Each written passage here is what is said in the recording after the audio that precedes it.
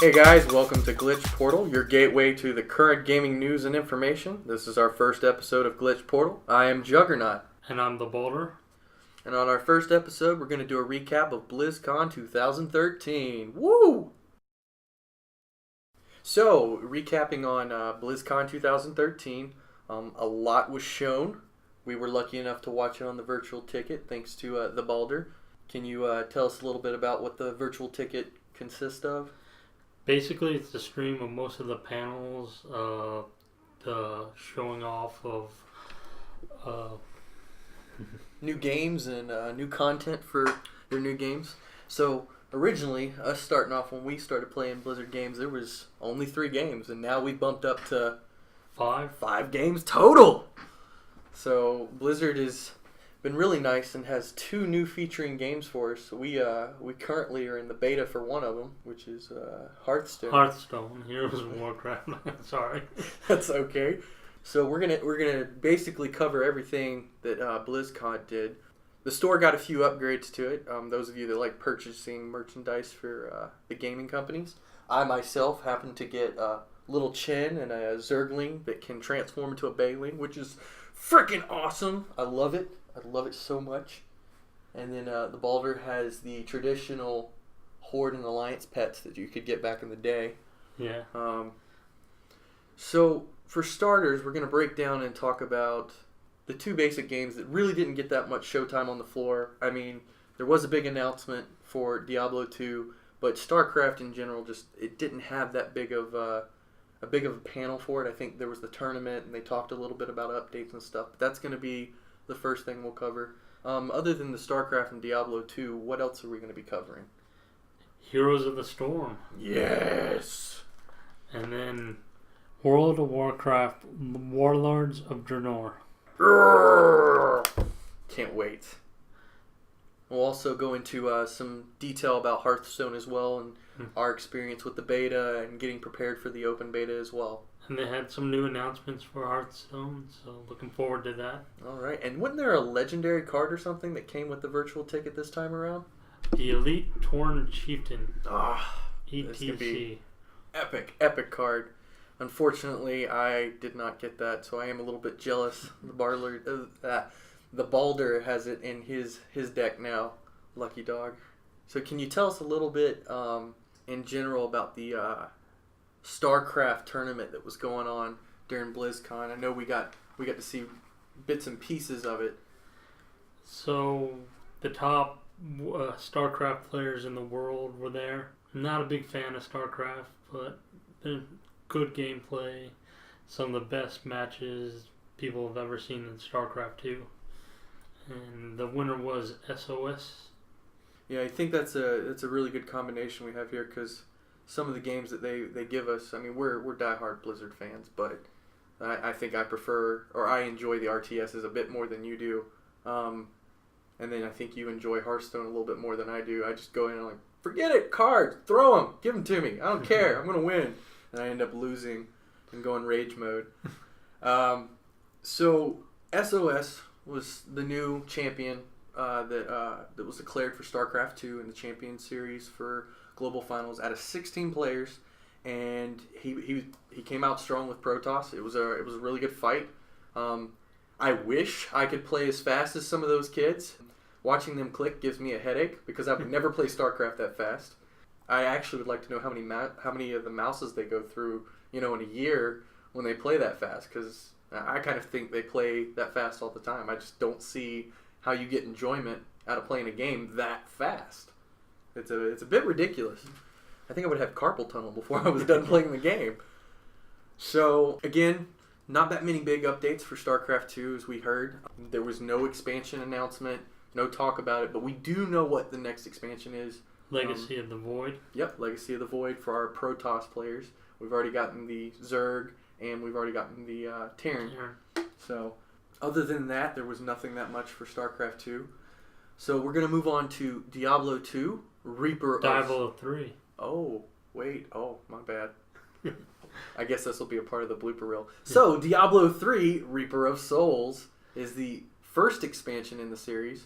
Looks like Death himself is going to be provoking us. Can you tell us a little bit about what's new with the game that's coming out with that expansion? New class Paladin. The Crusader. He's a Paladin to us, but they're calling him a Crusader. Oh, yeah. Yeah. Plays just like a Paladin, though. He's going to be a mid-range melee. And like we said, of course, feels like a Paladin. You're going to get that brute strength from the Barbarian and that a little bit of holiness from the Monk playstyle. It's a good combination. This game will also be playable for PS4 and Xbox One, right? Yes. And it'll also be on PC. Tell us a little about what happened with the auction house and how that makes you feel.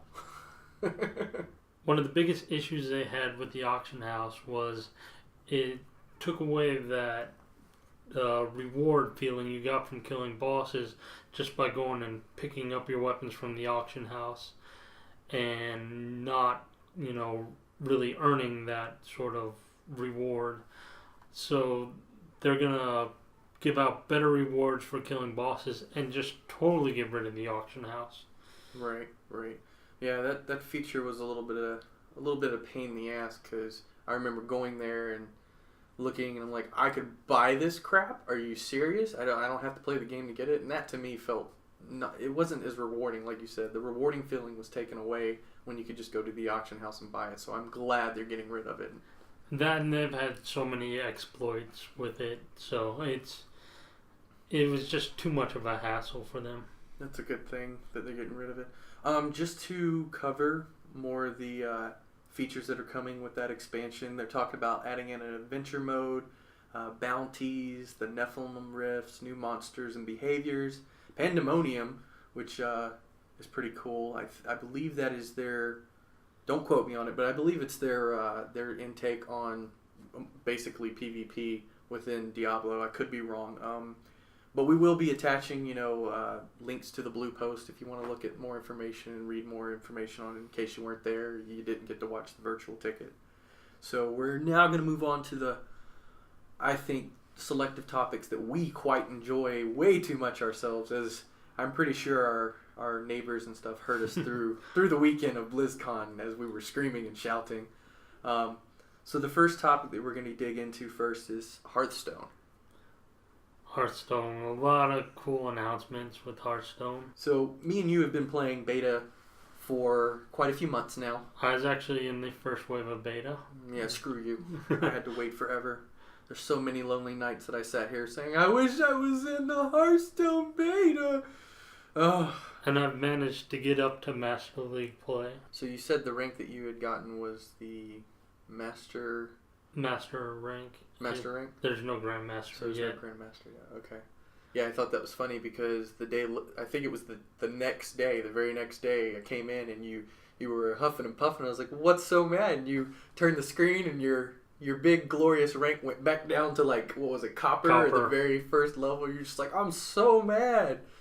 So that was a pretty funny day. I know we laughed pretty hard over that. So they did announce open beta is coming soon. So they said two different things during the BlizzCon. So December, or as I said in Blizzard speak, January. Of course, yeah. They were like, "Oh, we might be coming next month," or in Blizzard talk, that could be a very long time. So, can you tell us a little bit about this rank mode that we heard about, so we can divulge that? Instead of the Copper through Master ranks, they're going to do something different with rank mode. They don't have rewards yet, and they have sort of resets every week. But they're going to do it based on characters, and you're going to start out at level 25, which is kind of unusual, and you're going to work your way up to rank 1. The first rank is the Angry Chicken. And then I love Angry Chicken. I believe the last rank 20, or rank 1, is the Innkeeper. And after that, there's actually another rank. You're gonna be Grandmaster, sort of, and it's gonna show you a mana gem. You with the current rank in your current region. And once you get that, I don't think you can't be bumped back down. Correct? When you're going through rank 25 through 1, you can go up and down in rank depending on your winning and losses. Once you get to that Grandmaster rank, you will not be able to go back down. You'll see your number drop if you lose matches, but other than that, you're pretty much Grandmaster from that point on. That's pretty sweet. That'll make some people very happy because I know regrinding that stuff over and over is just not going to be fun. And isn't it like 5 stars for each rank as well? No. No? Okay. No. The other thing is it does reset. And it's not going to reset every week like it currently does. It's going to reset probably once a month. They're going to have seasons. And you're going to get rewards based on how well you did that season. The current rewards they're thinking about is, you got the back of the cards with the Hearthstone logo on it, and it's blue and gold right now. They may change up the color scheme. They may change up the pattern. They're going to give you different card backs depending on what season you played. So it'll be unique to your play style, or you're unique to your play, so you can show it off. Yes. Okay, cool. That would be kind of cool to implement in game when they do that. There's also another reward for ranked playing. If you get a certain amount of wins with a hero during ranked play, you will unlock the golden version of that hero. Wait a minute. Say that again? A golden hero version? Yes, with a golden back hero, with their animation, and even their special skill or spell will have a golden border with a little animation. That sounds really, really cool. So we've talked a little bit about the ranked mode. What's the difference between ranked and arena for new Hearthstone players or those that are just now becoming aware of this game and its uprising? Okay, in arena mode, it's basically a draft sort of system. You get 3 random cards, and you get to choose one for each of your card in your deck. You get 30 cards per deck, so you get 30 choices of 3 cards, and that's pretty much what arena is. Ranked is all constructed from your own collection of cards, and you can only have 2 of each card. In arena mode, you can have as many as the system gives you. Okay, so if I want to play arena mode, isn't this their option where some kind of currency has to be given in order to play that version? Yes, no new changes with arena mode. It's still going to be $2 or 150 gold. Okay, and you can achieve the 150 gold currency through playing ranked, or what kind of system do they have for that? Is it quest based, weekly, daily? It's going to be daily rewards. Okay. So what's some other things that they talked about at the Hearthstone panel and letting us know about these new updates that are coming? Okay, the biggest update is they're going to have a new mode. It's going to be called Adventure Mode, and it's sort of going to be like the beginning tutorial where you played against, monsters you won't see normally in the game. It's very player versus AI, and they're gonna have sets of cards, like 30 sets of 30 cards you can gain just from that adventure, instead of a whole expansion. They're still planning on expansions, but this was a new type of gameplay that we hadn't heard about before, and it sort of goes back to that rating decks that we saw in the original Warcraft trading card game. Okay, cool. So what about are they changing anything from cards that we currently have playing in the game? Is there anything like that update wise that we can look forward to coming in the future? Yeah, they are going to change 3 of the cards. This keeps balance, and one of the biggest things is the mind control card. It's going from 8 mana up to 10. Yes! That card needed that. I can't begin to tell you how many times I've been mind controlled or watched my glorious big minion that I built up with buffs and shit get taken away, and I have to watch it kick my ass. That's not fun at all.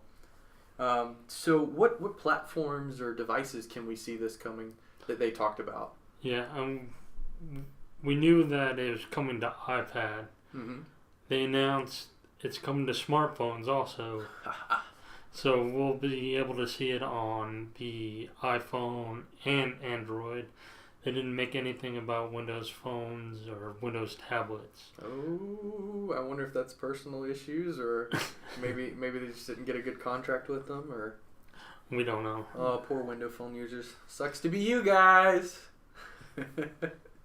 Other than that, they actually had a tournament, a pre-beta tournament for the Hearthstone.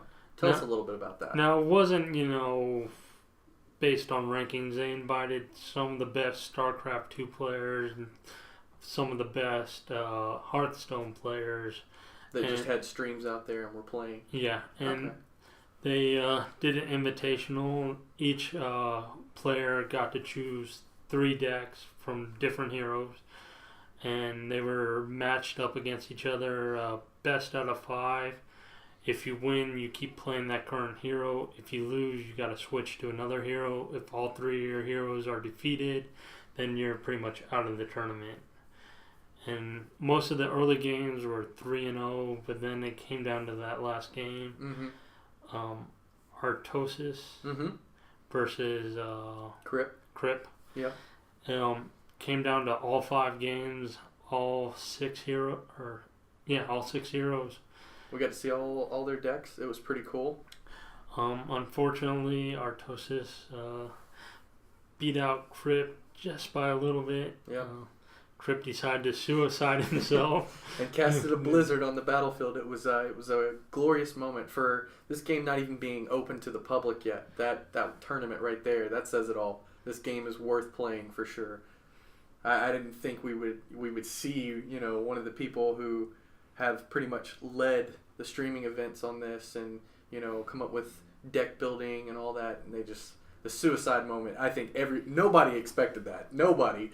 He was just looking around. He's like, forget it. Blizzard just dropped it. He knew he couldn't win, so it's like, might as well take my own self out. I actually think I lost money on that tournament. I think I betted money on Trump. I was rooting for Trump. Trump's a really good player, and actually, Artosis put my foot in my mouth because he stomped him in 3 goes, and it was ridiculous. He managed to beat one of Artos's deck, but other than that, it was pretty quick. Yeah. And I believe Artosis was a StarCraft player too, right? Yes. Yeah. So he had some pretty aggressive decks. We'll definitely be dropping a link for you guys to show you that tournament, and you can actually look at the decks that they played with in case you're looking for a little guidance, or you just want to know what cards they had in their decks and you didn't necessarily get to see it. So we'll drop a link to that from the website. So next topic is one that I've been looking forward to for many years, and they finally got it right because we went through it was first Blizzard Dota is what they were going to call it, and then the next year they started calling it Blizzard All-Stars, and finally we get a solid Blizzard approved name, Heroes of the Storm, or as I like to call it, HOTS. I've been looking forward to this game for a very long time. I love playing the MOBAs, and this one is well worth the wait. Like I said, I'm not a big fan. I played Dota back in the early versions when it was on Warcraft 3. Mm-hmm. When it moved over to new games like League of Legends and Heroes of New Earth. Yeah. I wasn't a big fan of that. Even Dota 2, I wasn't a big fan of. But this I am looking forward to, and it's because of the changes that Blizzard has made to the game. They've focused mainly on the combat and working as a team to defeat the other team, and focusing on the gameplay and not necessarily the constructing of the hero, which I love. I mean, they still have it for veterans like me that enjoy the customization, but it's no more of the traditional going back to base and buying items, figuring out the best stats. What can I get to buff my hero? It's not that anymore, so you guys can forget about that shit. That stuff I'm glad is out the window. It'll make a much faster paced game, much faster. Very much easier to learn because I got a new character. What gear do I get for this character? Or what? It's just so confusing in those other games, Yeah, I think that's one of the number one issues with those games. I mean, if you go in and you don't know what you're doing, it's very aggravating because you're like, oh, I've got to buy items, I have to get gold, So I'm glad Blizzard took that out because they're going to make a lot of people happy with that. Just go straight in, straight gameplay. And it makes for faster gameplay. Yep. No more hour matches or anything like that. We saw a very long match yesterday. Mm-hmm. Only lasted 26, 27 minutes. Yep, during the developers tournament where the two developing teams for the game actually went head-to-head against each other. Red versus blue. It was pretty funny. What's the deal with this sharing level? Can you give us a little insight on the sharing levels amongst the teammates? So pretty much no more individual levels. If you're getting beat down or you're ganking someone and you get really high level versus very low level, that's all gone. It's all experience group based. So one person could be out there farming, getting the experience for everybody, while the others are hitting the objectives that Blizzard has set up. Oh man, I'm gonna miss the carry days. That's not gonna be fun for me, but I still think I'm gonna get a lot of enjoyment out of the game. So this is basically their hero brawler. A lot of the heroes are from the Legends of Blizzard. Like we have the Warcraft series, we have the Diablo series, we have the Starcraft series, and all of these legendary heroes that you and I have grown up with, other people have that have gotten their own stories, their own lure, their own background. It's going to be fun to be able to pick these guys, and I've always wanted to see what would happen if Thrall and Jim Raynor went head to head against each other. I mean, I love both characters, but just to see them, battle it out, it'd be fun. Or Kerrigan versus the Lich King, who's gonna come out on top? Bad guy versus bad guy, So we've talked about the items. We've talked about no gold. There is no item gold system anymore, which is fun. You're going to be able to spend more time in lane with It's your going to character. be replaced all with talent trees, sort of like World of Warcraft talents. So you'll be able to pop in these talent points on the fly as you're playing your hero and the team's leveling up. Depending on what level you are and sort of your skills and talents, I guess. That'll be cool. And there's objectives and minion camps. So what are these things going to play a role? What role are they going to play in this game? So we have minion camps. Instead of the old school, you go capture these minions, defeat them for experience. They're actually going to become part of your team if you capture their camp. And they're going to run down the lanes and take out, the other minions' towers and stuff like that. That's sort of new. Nothing says blitz like getting big ogres with cannons or rockets to help push your line to the other side's castle. That sounds really cool. So we saw numerous battlegrounds. They're calling them battlegrounds. So the battlegrounds that introduced to us at BlizzCon, we've got Blackheart's Bay, Cursed Hollows, the Haunted Mines, and the Dragonshire. Out of these four, I would have to say my favorite that I'm looking forward to is probably Dragonshire, just because we both know I love dragons, and the fact that you can become this giant guardian dragon and just walk around on the battlefield and just decimate the other team is glory. It's glory to me. So all these maps have objectives, and for that particular map, you got to capture 2 points on the map, and that unlocks a dragon shrine. And when you take one of your heroes from your team, if you have both capture points, to that shrine, they become the Dragon Knight and wreck other people. Wreck people's faces. Oh, it's so glorious.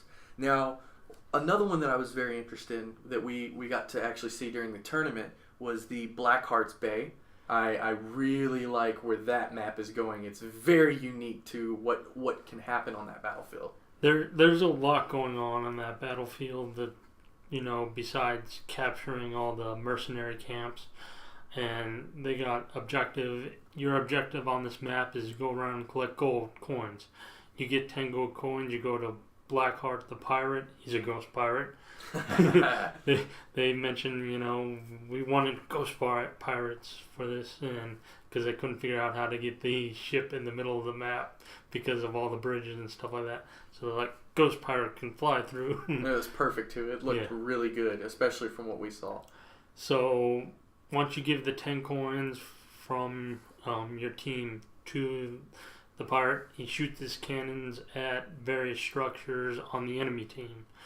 And it's a lot of brutal damage. Yeah. I think we watched him take out a tower in 2 or 3 hits, and he shoots quite a few cannonballs during that time period. Actually, I think it's... In between 10 and 12. Yeah, so it's the amount of the gold you give him is the amount of the bullets, but you have to get 10 to activate him. So 10 bullets, 10 to 12 bullets. Another unique mechanic that I noticed is the towers in the game are not just auto towers. They have ammunition. That is a interesting fact. Like, they didn't really show us how you would replenish the ammunition for the towers, but towers now have ammunition. That's a bit crazy, don't you think? I think you have to go back to your tower and click on it just to reload it, I believe. I'm not... Like I said, they didn't show off how they would reload with the ammunition, so... But that's a cool feature that I don't think I've ever seen any MOBA actually have in it. So you really got to be on top of your game to be in this, to be team worthy in this. You got to be watching your towers, checking the ammunition, checking the lanes, making sure you're getting those minion groups. So it's not based on a single hero, carrying the team like we're used to. Like, somebody gets enough kills, they can carry the team to victory. This is actually very team oriented. You got to be with your team at all times. Well, you don't have to be with your team, but you have to be collecting your team objectives. And that's the very interesting part. You don't have to be, like, out there doing one particular thing. If you're working on your objective, you're helping out your team. Right. So even for, like, beginner players, from what I noticed, there's 4 playable specs. We'll call them specs for the time being. They haven't really labeled them as classes or anything, but the 4 specs that you have available to you are Assassin, which I assume is carry-worthy heroes. You got the Warrior, which is more like your tank defense. They buff up. They can take a lot of damage and soak it up. And then, of course, support is pretty much self-explanatory. They're there to support the team, probably drop heals, buff you, give you shield. And then Specialist. This is a new type of category. I believe the Specialist, from what I noticed, they have unique traits to them, such as... we'll call him Gazlo. He was the engineering goblin in the game. We noticed he felt, to me, not to give credit to League of Legends, but to me, if I was to relate him to a hero that I already knew, Heimerdinger. He was dropping turrets, he had grenades, he had slowing things. He had a unique set of skills that allowed him to be by himself or with the team, or he could constantly be in lane, pushing one of those lanes and not have to leave. It was a very unique... What I liked is he could protect things just by dropping down turrets and then go someplace else, and the turrets would, do some damage and keep, enemies out and stuff like that. And I believe from some of the supports that we have, like they showed off Malfurion, they showed off Uther, and Arbiter, who was really unique. We got to see him do some cool things. Never... The way the guy was playing him, he has no abilities, right? He can't attack by himself. Yeah, so he needs a teammate, right? He's very weak, but his abilities are very strong. So he's a unique character in himself. They showed a handful of the heroes off during the panel and gameplay, and during the tournament they played quite a few. I know we got to watch, I believe it was 2 games. Yes. Yeah, it was 2 games, and of course, Blue Team pretty much dominated. We were rooting for Red, but Red dominated the first half of that first game. Yeah. We were like, Blue Team can't come back from that, and wow, did they turn around? Yeah. It came down to a golem fight, wasn't it? Yeah, it was a golem fight, and they ended up coming back out. For those of you that didn't know about the golem fight, the map that we're actually talking about is the pirate ship map. Yes. There's a golem at the very north end of the map, and if you kill that golem, you get a strong unit that is the golem. He spawns there after you take control, and he will attack pretty much the top lane of the map towards your enemy, whether you're on the left side or the right side. But Red Team tried to go in there to secure that, and I guess they just didn't see Blue Team coming in, and it takes pretty much your whole team to capture that mercenary camp, and they were kind of running low on health after finding the goblin to capture the mercenary camp, and the Blue Team just snuck in there and killed them all and got that goblin. And ETC did a really cool ultimate. They call it the stage dive, where he can pretty much jump from anywhere in the map and just laying down, and then Jim Raynor came in with his ultimate for the battle cruiser, and it decimated the red team. It was ridiculous. The damage was through the roof. They didn't survive at all. It swung the whole game back towards the blue team. Heroes of the Storm is definitely a game that we're looking forward to. They currently have beta sign up going on now. They actually kicked that off probably about halfway through the first day after showing the trailer. Yes. So you can sign up for beta now through your Battle.net account. Highly recommend that. We're hoping that we can be the lucky few to get right in there on the first batch. Really looking forward to playing this game. With the talent trees, they did say that, most MOBAs, they give characters a selective few abilities, whereas they want to step off on a different path from that method. They want you to customize your character based on your playstyle. So if we were to just take a random hero, for instance, like let's talk about Arthas for a minute in the game. He's the warrior, you expect him to have frost and undead and summoning ghouls, and one of his really cool ultimates is the Calling of Syndragosa, where she breathes frost on the ground in front of him in a straight line, and anybody caught in that takes damage and gets pretty much frozen and they can't move. Each hero's talent tree is going to have certain abilities that will either buff them based on their stats or their playstyle, but you as the player have the options to pick them, right? Yes. And they wanted to change up your last ability, which is your most powerful one. You may have a choice between them now, depending on your playstyle. Which is really cool.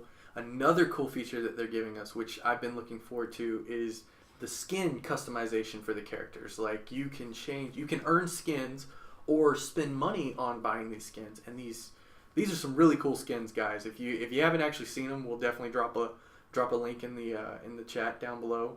It's really cool. I know we saw Arthas being the Lich King, and then we saw Arthas traditionally as him as a paladin with Frostmourne in his hand. I think we saw Diablo change colors a couple times. Merkablo, and there was a green one, and then Kerrigan had a succubus outfit, which, hey, I love that outfit. That was hot. I can't wait to get that one. And then we saw Uther as a lumberjack. Uther as a space marine. As a space marine. That was pretty cool. And then his judgment set, which was pretty damn sexy. So this game has got a lot of promise behind it. I'm definitely looking forward to beta. I know the Balder is definitely looking towards the beta as well. They did show a handful of characters, as we covered. Also, something that we saw that was interesting that we haven't talked about yet. Mounts for your heroes in-game. So they're completely stepping away from boots or any kind of item to put on to speed up your character. You have it in the talent tree, and then you also get it through the mounts. So can you give us a little bit of insight on this mount thing? Basically, you get to pick your mount, I believe, depending on what team you are, I guess. Some of the cool mounts we saw, like the cute little pony unicorns from Diablo 3. Yep. There's the wolf, dire wolf. Some kind of Kodo thing that Diablo was running, which looked really, really cool. It's kind of funny with that big, huge character running a small mount. And then the maps themselves, this was all done in the StarCraft 2 engine, which is really cool. Yeah. And I think they also said they were going to eventually, when the game actually comes live, there's a possibility of giving us a toolkit based on this game mechanics, so you can create your own maps and host them for your friends, which is really cool. So those of you that like the original MOBA style, you could, if you wanted to, and found people that wanted to, you could play that map. You just couldn't probably do the item sequence. I don't think they're going to allow that because this game is really unique, and it's Blizzard standard, and it's for the Blizzard gamers by the Blizzard gamers. So I really, really like this game. Super stoked. So enough about HOT. I feel like if we keep going, I'm going to get super excited. Now to a more passionate topic for the two of us. I know we've been playing for a very long time. I myself have been in since beta of World of Warcraft. I've been through many accounts due to certain circumstances. We won't necessarily go into details, but I've been playing since beta, and Balder, you've been playing since The Burning Crusade. So we've been with this game pretty much since the beginning. We've watched it grow, it's watched us grow, and it's been a long, adventurous journey. So our next topic, Balder, I'm going to let you take this one from the lead. Can you tell us what it is? World of Warcraft Warlords of Draenor. Yes! Definitely not what Yeah. we expected. No. We had some different rabbit holes we were pointing at, but this one was not on the table. No. Way out in left field. Yeah, right? Did not see this one coming. And I got a couple theories as to why they chose this one over some of the others we had thought about. And that'll be good. We'll go over that towards the end of the conversation of Warlords of Draenor. We've waited a long time. I think we spent the last 48 hours soaking in all this information and being overwhelmed. Just tons and tons of information like they usually do. They drop everything all at once. And a lot of changes with like every expansion that happens in World of Warcraft. So to start us off, let's go ahead and dive right into story, and then we'll step into the whole setting and the theme that they're going with. But story is probably the most important part here. As you know, we just finished killing off Garrosh, kicking his ass for doing his shit that he did. Well, not killing him. We pretty much kicked his ass. I wanted to kill him, but the damn Pandarians. No, you can't kill him. We're gonna judge him in Pandaria. Well, that's gonna come to bite us in the ass now. See, this is what happens when you want peace and balance. So he's about to stand trial, and he escapes. He does what? Did not see that coming. Nope. And with a little help from a friend, grabs a portal back in time to another world. Draenor. Good old Draenor. For those of you that don't know, we would hope you would, but if you don't, Draenor is actually Outland. In World of Warcraft. Basically, it was Outland before it became Outland. Yep. This was when the prime time. Draenor was a planet, mostly of orcs and orgs, and all kinds of primordial creatures. They had ogres, the Draenei. The Draenei were not originally there. They came on their spaceships. On their spaceships, oh god. Well, that's another topic for another day, but they came in on their spaceships. And pretty much, since most of the cultures or races were pretty much not as advanced as the Draenei were, they pretty much built their own cities and stuff like that. So this is where the orcs are just coming into becoming civilized, becoming a greater threat to the Draenei. Okay. Now, the setting of this is basically, of course, on Draenor before it became Outland. So it doesn't look anything... It looks similar in some ways, but majority, it looks completely different from the Outland that you and I know that we leveled through up to level 70, right? Basically, we're going to tell you what happened to Outland, or Draenor. It got destroyed sometime in the past. Basically, they opened a bunch of portals to all different kinds of worlds that created... The world became unstable. It blew up. Part of the continent we're going to be going to in this expansion got blasted into the twisting nether. The Outland we see today is not where the planet used to be. It's sucked into the twisting nether, and it's pretty much Outland from there. This was before everything was destroyed, before it became corrupted with fell energy, and it's very vastly different place. Although some of the places are going to be very similar to Outland. So to clarify, because I know they had to reiterate this several times during BlizzCon, we're not necessarily traveling back in time. We're just, how do you say it? We're not messing up our timeline. We're not messing up the timeline, but right. We're traveling back in time. Exactly. The timeline is safe. Whatever we do is not going to affect our future timeline. The timeline's still going to be the same timeline. It's just, we're just going to go back and pretty much stop the invasion that's about to happen. What Garrosh did was, instead of opening the portal to the past, it opened the portal to our timeline. So the Iron Horde's going to come through, and we're going to talk about the Iron Horde in a minute. That's the new name for the Horde. Garrosh is going to take the Horde and stop them from making a stupid mistake. And they're going to be transformed into the Iron Horde. And come and invade Azeroth in our current time. Mm-hmm. So we got to go back and stop that from happening, pretty much. So the portal won't be the same portal this time around. From what I understand, it's changed as well, correct? Actually, it's still going to be the dark portal we're going through. The portal to Outland they're going to figure that out somehow. They haven't announced that yet. But it's going to be not green this time. It's going to be a red dark portal. That's pretty cool. And that's how we're going to get to the pass. We're pretty much going to dive in there with no hopes of return. Okay, so the warlords, so to speak, we've heard that there are warlords and that there are supposedly other heroes that are going to be involved during this time. But specifically for now, who are the warlords? Who are these people? What are they? Or are they even people? Yeah, they are pretty much the chieftains of all the orc clans. Mm-hmm. They haven't been united yet. They're just about to be united. Before they became the original horde, they were, this is right before they drank the blood of the and became corrupted by the Burning Legion. This is their original, That would probably be a moment that I hope they put in the game where they're sitting there and all of a sudden they're picking up the cup to go drink it, and all of a sudden Garrosh is like, BOOM! Put it down! You ain't drinking that shit. You're going my way. It's my way or the highway.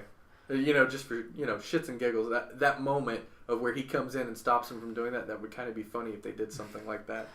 So the warlords that we're going to be introduced to during this expansion, we're going to kind of go down the list and, talk a little bit about them, talk about the clans, what region they're in. But before we do that, let's go into a little bit of detail about this region. So what is different from Outland and Draenor? What do we have in Draenor that's not in Outland, and what's in Outland that we don't have in Draenor? Okay, let's start with Hellfire Peninsula. It's no longer that barren, reddish place. It's actually a giant forest now. Do what? It's called the Tanan Jungle. All right. And not much is known. It's just where the Dark Portal is, and that's about all we found out at BlizzCon about that zone. Zangarmarsh, not there. Zangarmarsh is no more? Actually, it probably still is there, but it's all underwater. It hasn't become a marsh yet. It is the Sea of Zangar. And a couple other Nagrand's still there. And Blade's Edge is actually called Goragrond. Mm-hmm. And Shadow Moon Valley is still there. We got a couple new land masses. Frostfire Ridge, kind of special. We'll talk about that in a couple minutes. Okay. And the Spires of Arak, where the Arakoa are from. Isn't that the turkey people? It's the bird people, but in this is back when they had wings. Mm-hmm. So most of their cities are on top of mountains. Oh, that's going to be a beautiful place to explore. It's probably going to be, later game content, of course. And of course, Shadowwrath is still there. Did you know it was a coastal city? Say what? So, no, I always thought it was just land, but again, that was during Outland, so yeah. So Shadowwrath is no longer going to be a capital city for the Horde and Alliance. I'm so happy about that. I used to hate going to that place. So since Shadowwrath is no longer the capital city for both factions, what's going on with territory issues for this expansion? So they're introducing something a little bit different for this expansion. Our new zones are going to be faction-based, our new starting zones. Okay. For the Horde, we have Frostfire Ridge, which I mentioned earlier. They're going to meet up with a certain orc clan there. I guess you can Orc clan chieftain, who'd be very familiar to all of us lore junkies. It's the Frostwolf clan, whose leader is Durotan. Father of Thrall. Our great orcish leader that we've loved over the years. And for the Alliance, they're going to end up in Shadow Moon Valley as their starting zone. And there they're going to meet up with a very familiar character, the Prophet Velen of the Draenei. And he's actually the prophet, if I'm not mistaken, the prophet for the light faction. What's it called? The Naru. He's the prophet for the Naru, which are like beings of light and beauty and everything pure. Nothing for me. I wouldn't fit anywhere near that faction. And they're gonna meet another orc clan, the Shadow Moon clan, who is led by a very notorious orc warlord. We know him as Ner'zhul. Ner'zhul. This guy's got some history on both sides of the field.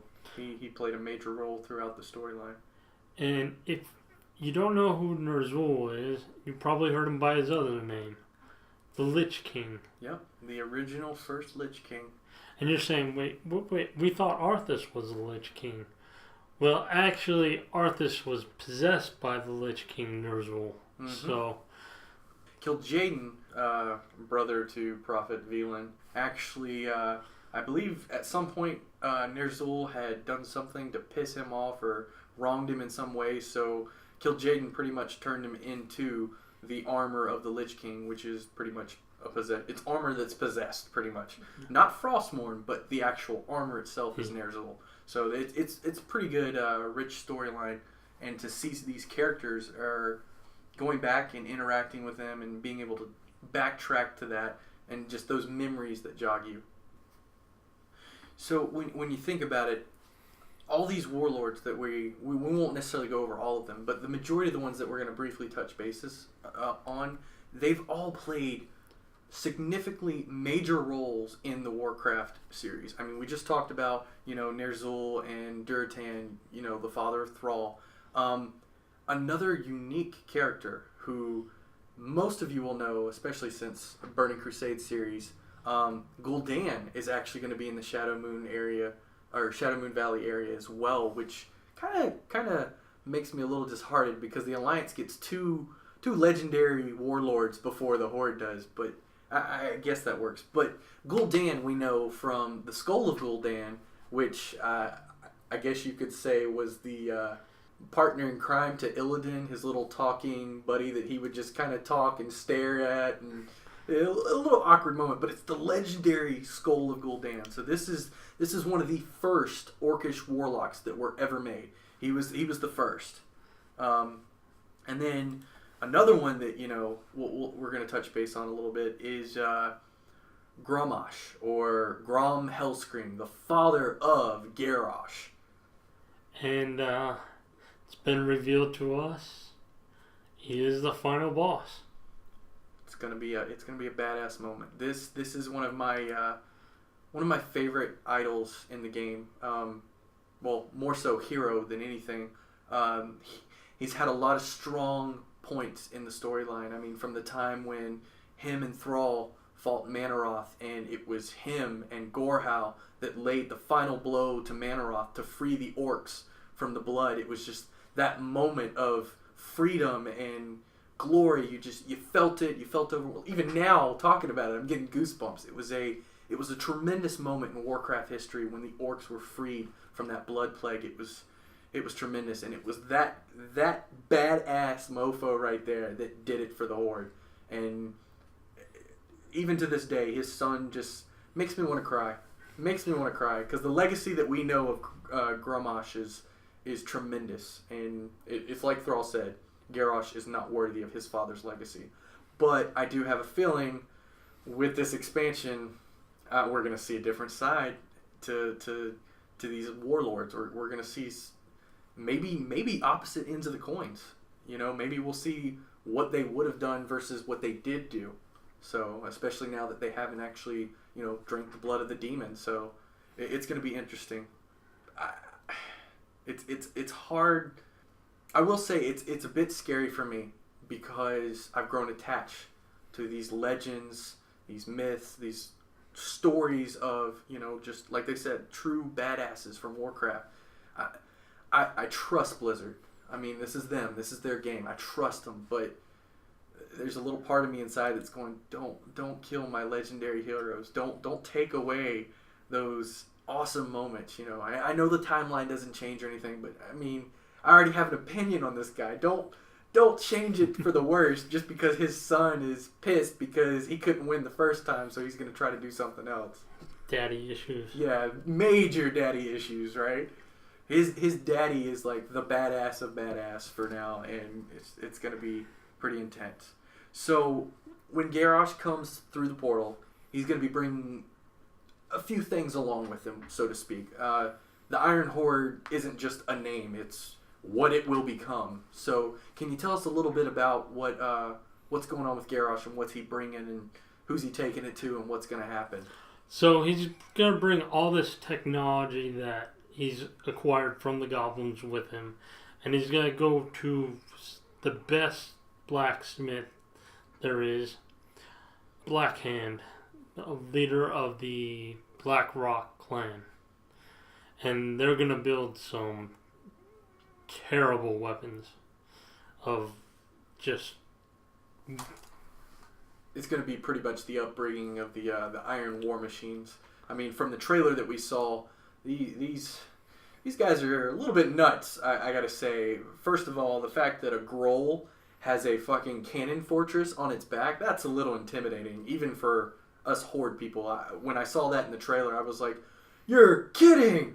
These guys are bigger than ogres. I mean, these were the guys who used to pick on ogres, and yet now the Horde, or the Iron Horde, has somehow, through Garrosh and his mechanic toys, they've got him in the Horde now, which is pretty intimidating. I gotta say, pretty intimidating.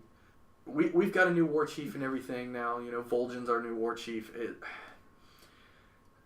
There's a lot going on for this expansion. I mean, it feels like it's going to be, you know, kind of one-sided story, but for both sides, I think there's going to be plenty of story to go around.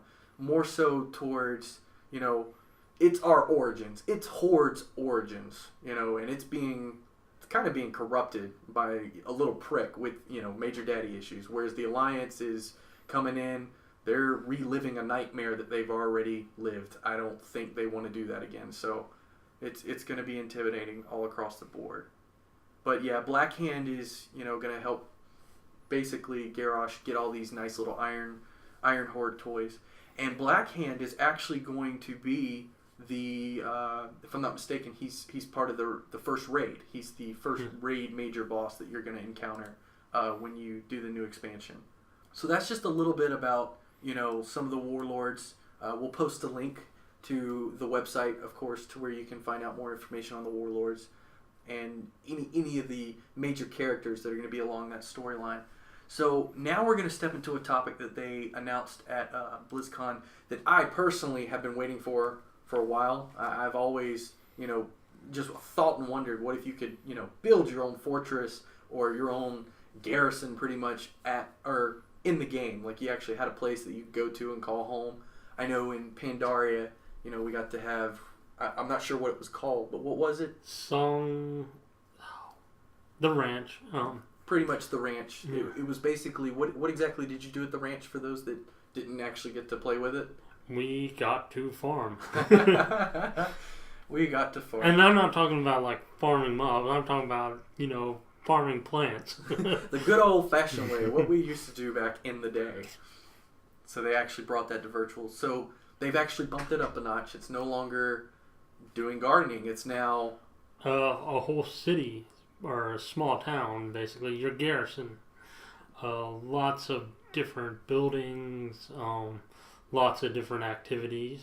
It's sort of a mix between, you know, pet battles and the farm. You gotta collect followers.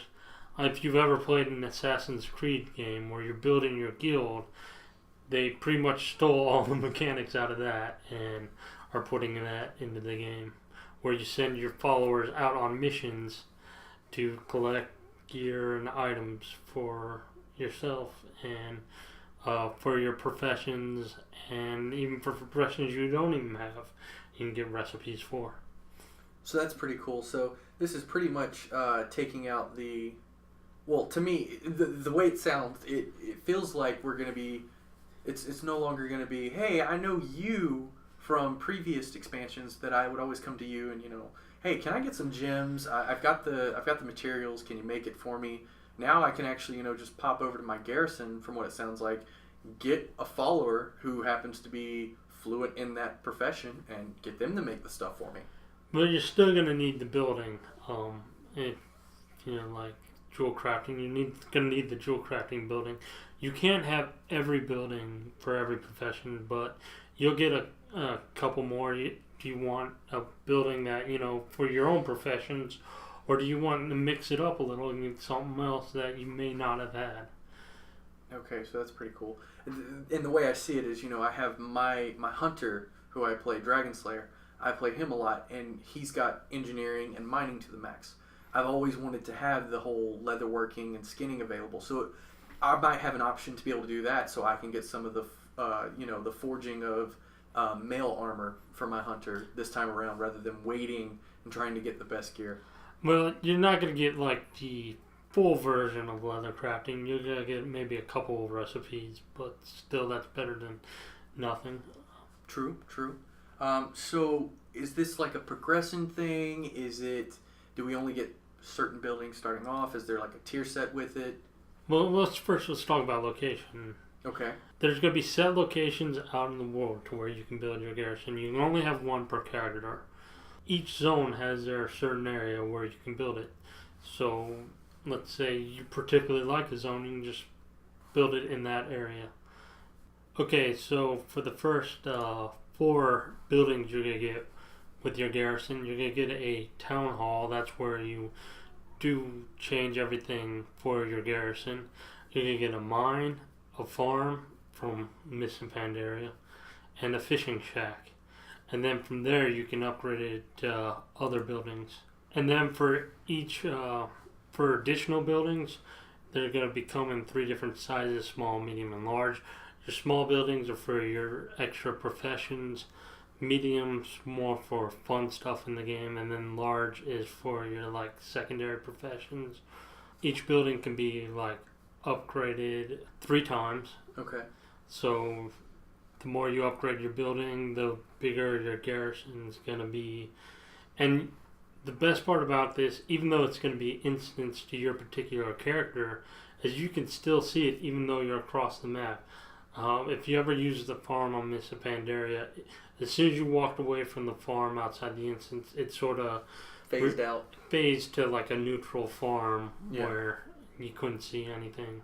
Yeah, and then I think there's also a possibility that you're going to be able to invite friends to come to your garrison as well. Yeah, absolutely. If you got a friend or if you have like one guild meeting in a place where no one else can see or hear what's going on, you invite your whole guild if you wanted to your garrison. That would be cool. I wonder if there's a possibility, it may not happen, but it would be kind of cool if they would go back, maybe like an update later on down the road to where you can go back to, say, Northrend or Kalimdor or Eastern Kingdom and maybe put your garrison there, and they actually have plots for those.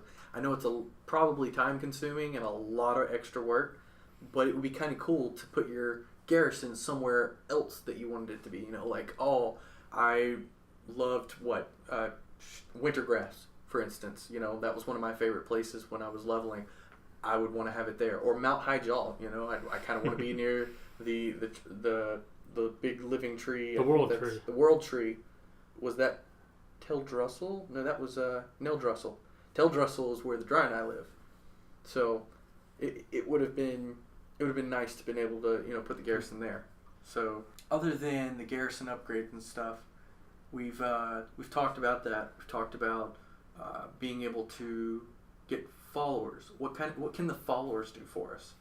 So basically, followers will be sort of like battle pets. They'll come in their common, rare, or epic followers, and they'll all have skills, and each mission will require a certain skill that will give bonuses to whether that mission will fail or succeed. You got your quest missions. Basically, you want to send them out maybe 15 minutes. You got your dungeon missions. They may take a day or 2 to complete. And then you got your raid missions, which require a lot of followers, 10 to 20, I'm guessing, like a real raid. Mm-hmm. And those will take maybe a week for it to complete. And while those followers are gone, they're not going to be around your town. So let's say you did have a leatherworking follower that helped you with your leather. If you sent him out on a raid, he's not going to be there to help you create those items. So you got to sort of balance everything out. Okay, cool. So now that we've covered pretty much the majority of the information on the garrison, we're actually going to move on to some of the more basic stuff that we're used to. For instance, we're getting some raid changes. There's going to be I think we're getting like 6 new instances of some sort. There's going to be new normal and heroic scenarios. As for the raid, though, there's going to be some significant changes that are going to be happening. You want to give us a little bit of insight on that? So they're taking the raid finder is still going to be left alone. It's still going to be up to the changes to raid finder is you can have from 10 to 25 man. It's going to be a little more like flexible. Everything except for the last one we'll cover. It's got a new name. We'll get to that. Then flex raids are changing the name to normal. Again, 10 to 25 man raids. But you can invite people from different realms. So as long as you're a horde or alliance, as long as they're a horde, you can invite a friend on a different realm to join your raid on normal or heroic. Actually, normal, since flex raids got changed to normal, they're going to be called heroic now.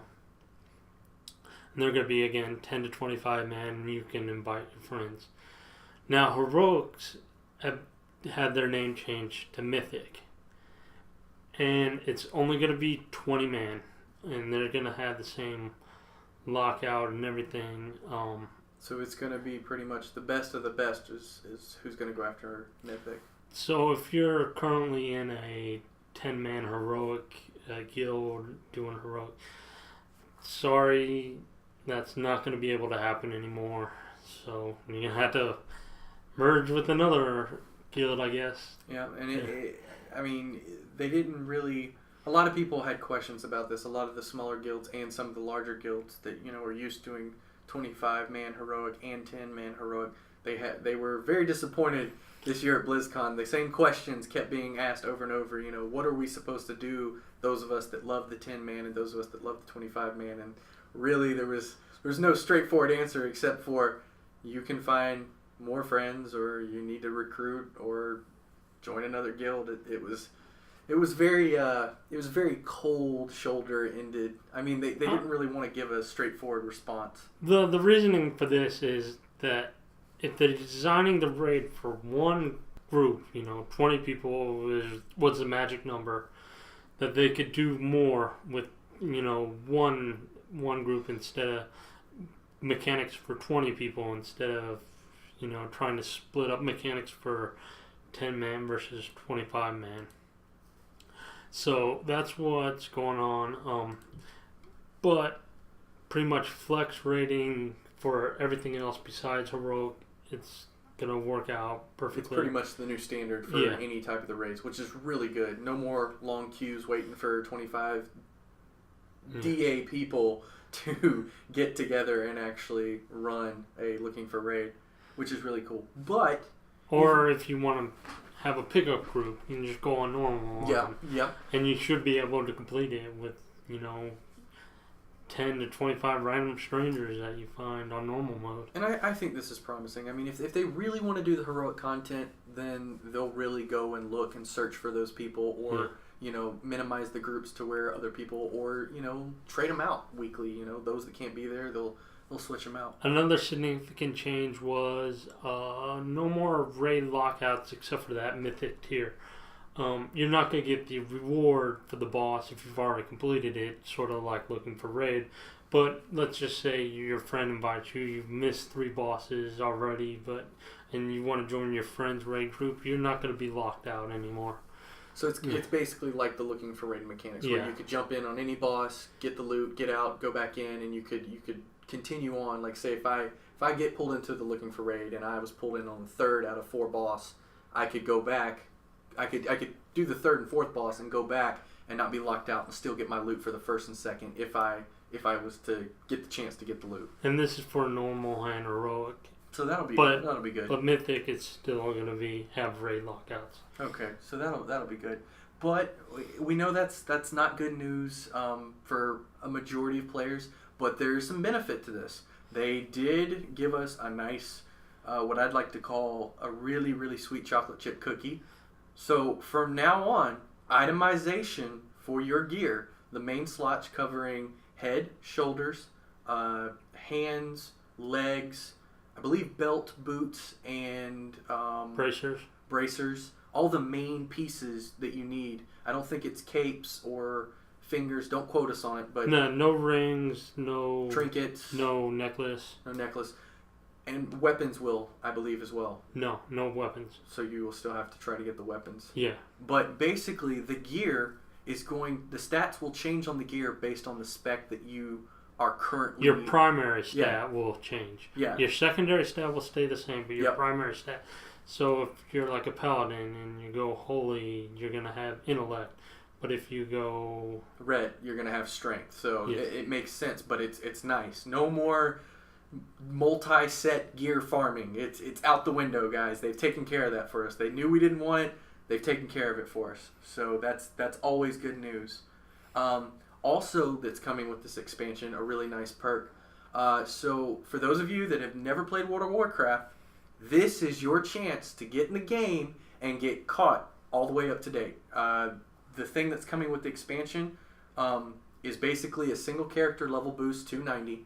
Any character, no matter what, so you can instantly get into action and get into playing the new content with your friends.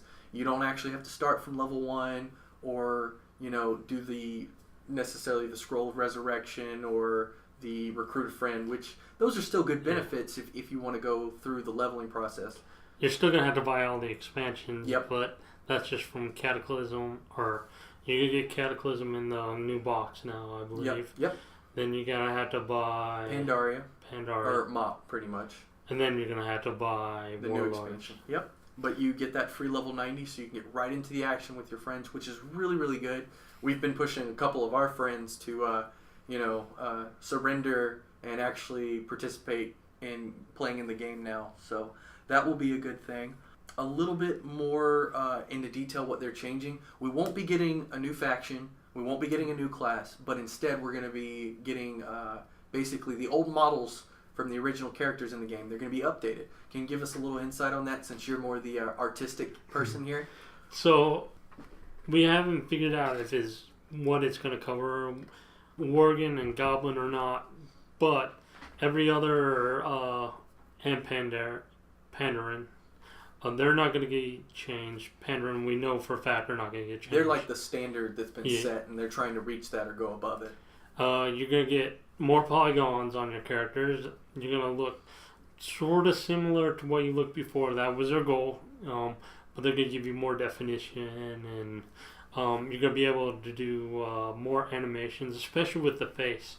So emotes are going to be crazy emotes, now. Yeah. The dances are going to look more fluid. The hair is actually going to move by itself. Hair has bones, so it'll move by itself. Bones is a artistic term for those of you that didn't know. I didn't know what it was either until afterwards.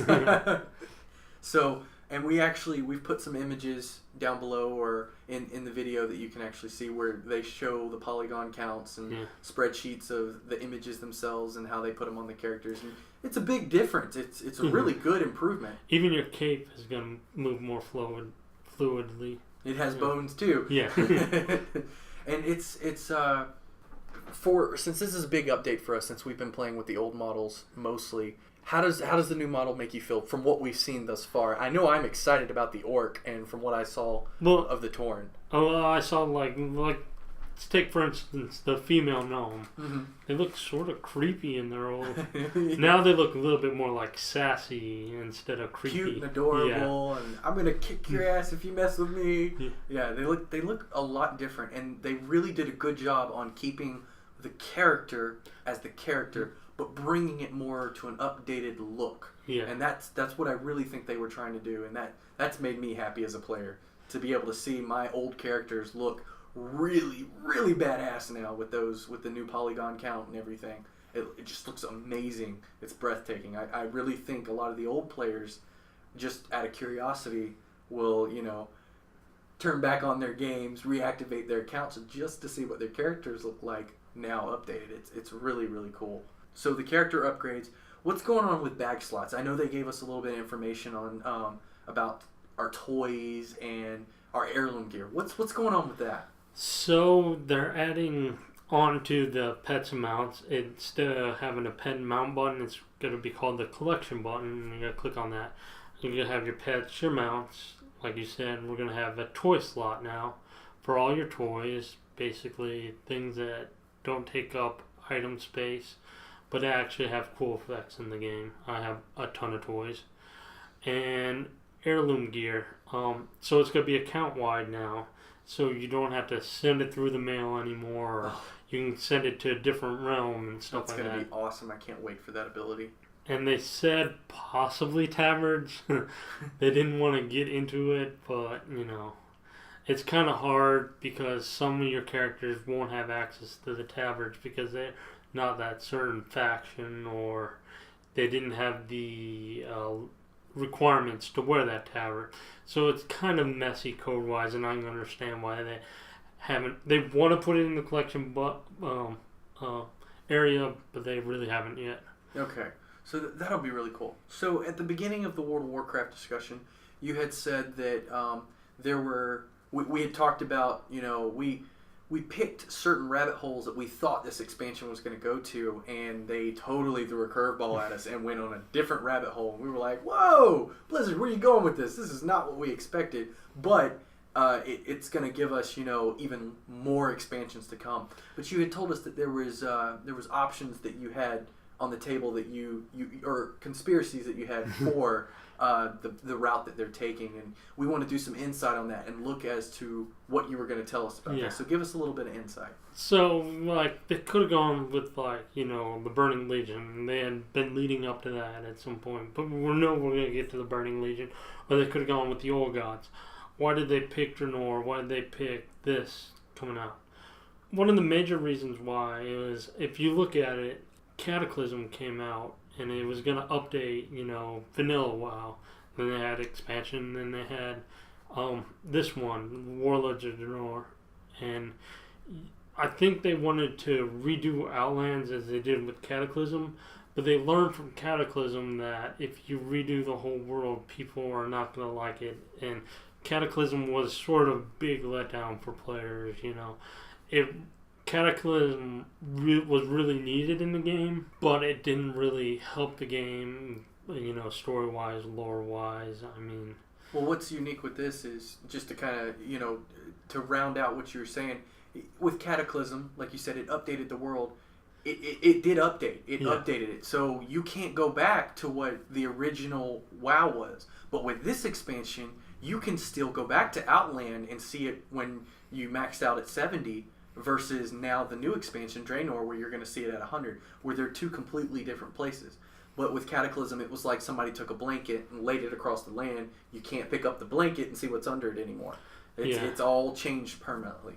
Yeah, and I think they really wanted to go back to Outland, and they had to figure out a way to do that. And this expansion leads in, sort of ties in with the other big announcement that Blizzard had this weekend, and that is the Warcraft movie. Something we've been waiting on for a few years now. And finally it's been given a release date too. So that's good. A release date, a setting, and we know exactly when it takes place. And a lot of the people, are they were worried during BlizzCon. They had asked questions, and of course, but what really makes me feel, tremendous security about this movie is that the two people that they've picked thus far that we've seen to work on it, the two major roles in the movie, they both have World of Warcraft accounts, and one of them is level 90. I don't know if the director has level 90. It's Duncan, what's his name? Duncan something? I don't remember.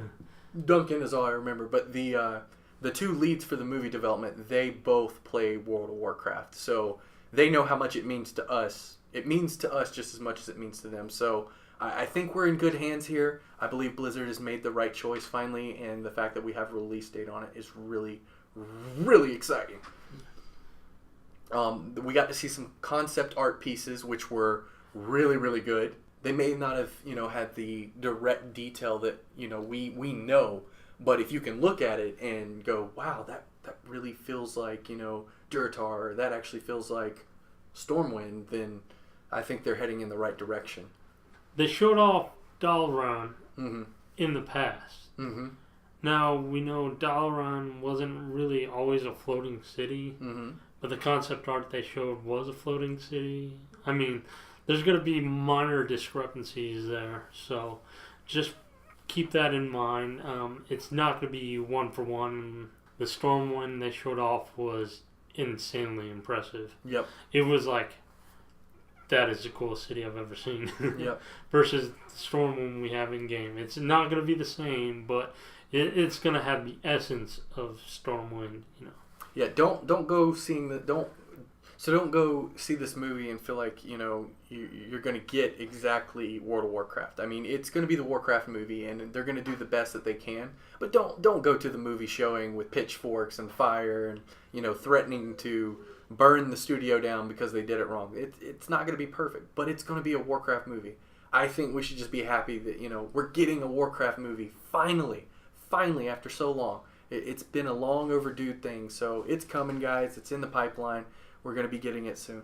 So this is pretty much going to wrap up our recap of BlizzCon 2013.